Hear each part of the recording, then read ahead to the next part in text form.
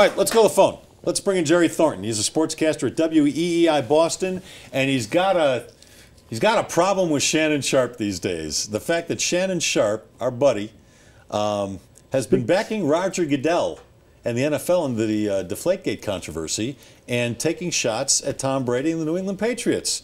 Jerry, welcome to the show. Hey, guys. Thanks very much for having me on. Sure. You're a brave man coming on here in a Colorado-based show. Shannon Sharpe, a very popular figure here. He's not standing here. Nobody's going to come in and shoot him. He's still brave. How brave does it take to be on a phone call? He knew what we were going to ask. Jerry, what's your problem with what Shannon Sharpe has been tweeting out and saying on local and national TV? Yeah, well, I mean, specifically when he backs Roger Goodell by claiming that Goodell, basically due to this Article 46, gives him unfettered power to dish out any sort of punishment that Roger Goodell sees fit, despite any lack of evidence, which, you know, the entire Wells report has not a single shred of evidence that can tie Tom Brady to the deflation of footballs, which is also in dispute, whether those balls were even deflated or not, but that's more of a factual argument. Shannon went on First Take the other day, and he said flat out that what is fair is whatever Goodell says is fair. Now, fellas, like you just said, I'm from Boston. I could look out the window and see the Bunker Hill Monument where brave men bled the ground red to stop exactly the sort of tyranny that Roger Goodell is throwing at Tom Brady. He's being a despot. There's labor laws to protect employees from that very thing, and it doesn't matter if you're a factory worker or a government worker or one of the greatest quarterbacks that ever lived. You have certain rights, and for a union member like Shannon Sharpe to simply concede and say, well, you know what, whatever he says is fair is fine with me is ludicrous. I love this. He's throwing the revolution and the Constitution at us here. And I was Way to go, Jerry. I was thinking about Jerry this Woody. I was thinking about your talk. I grew up in Tennessee, and when I looked out my window and I saw Shiloh, which was a famous Confederate victory, if we had won the war, NASCAR would be the #1 sport in the country.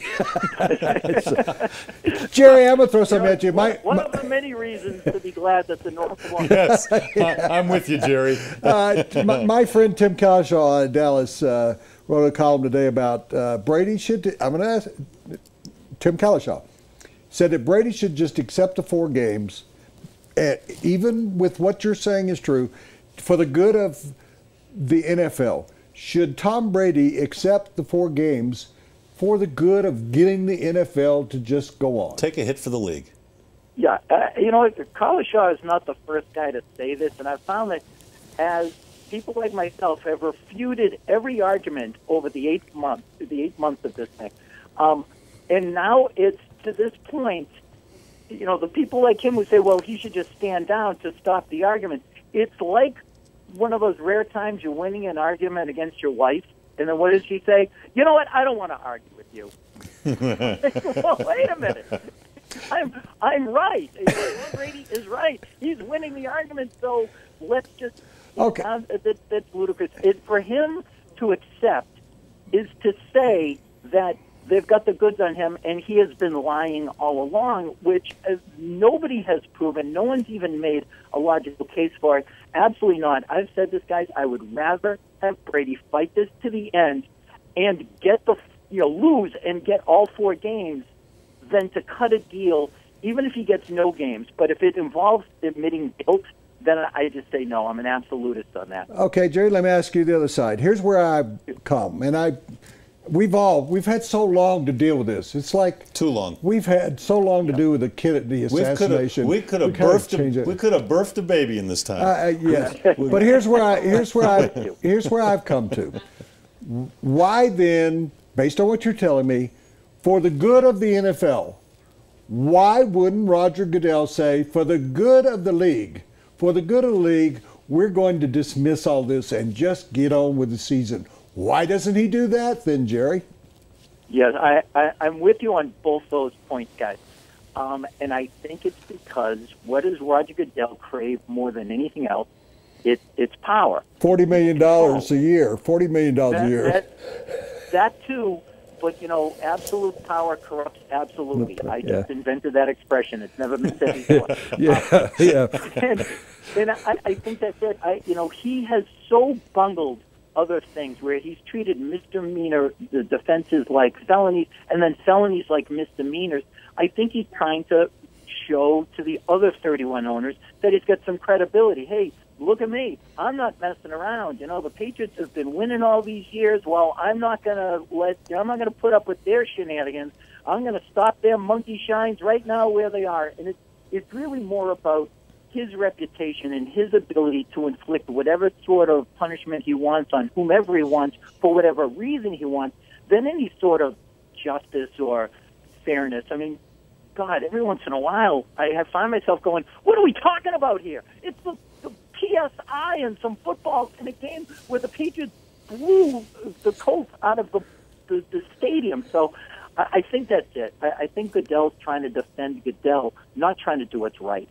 Jerry, do you have the feeling that Shannon Sharpe is taking the side of the NFL because of his personal and his team's, Baltimore and Denver's, long-standing rivalry with the Patriots, and maybe he's just poking a stick in the eye there?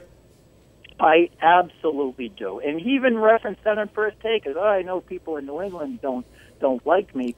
Well, you know what, Shannon? We don't, but it's also about fairness. I mean, what if the NFL had decided to punish Shannon Sharpe in the late 90s for general knowledge that the Broncos, and they did do this, cheated the salary cap in order to win 2 Super Bowls, and then banned him for 4 years. So let's say they banned him for a season. Let's say they banned him for life.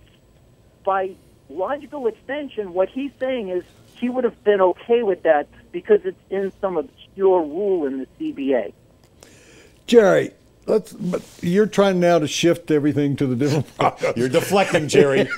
Why? And see, I just, and you're great. You're great. You're the best guest we ever had, and I hope you'll come on with us, especially before New England plays Denver. But we'd like to have you on every week. We'll give you a gift certificate to a local restaurant. But why didn't anybody drag those 2 guys through the streets? Because you did that in Boston. You're always after witches and stuff. Why didn't somebody drag those 2 Burn guys them at the stake and say, tar and feather them and say what really happened? I mean, why didn't the Patriots say, go up there and tell them what really happened? You did this on your own. We'll hire you for jobs in the backyard somewhere.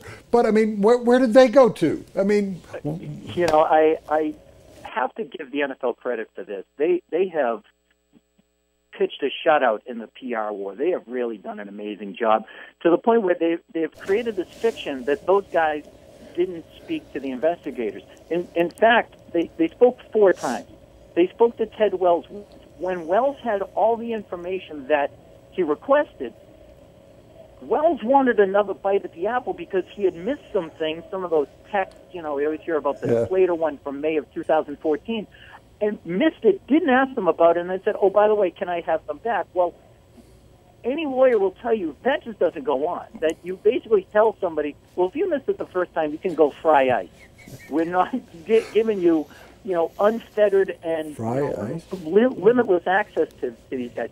Now, how nobody has found them in a world of TMZ and cell phones and whatever, how nobody has appeared at their front doors is beyond me. My guess is these are private guys who don't want the first thing to do with this and spoke to the people they need to spoke to, handed over their cell phones, which, you guys seem like pretty stand-up guys. Maybe you don't have stuff on your cell phone like I do. But, I don't want anybody looking for mine.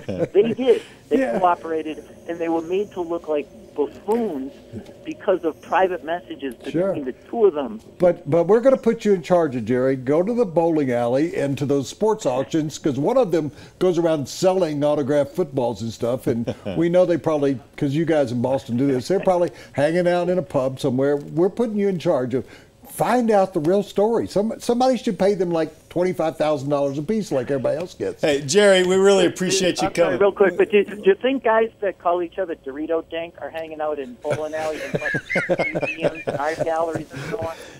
Good point. Jerry, we really appreciate it. That was entertaining, and we hope to talk to you What's again your soon. Twitter handle? We want to follow you.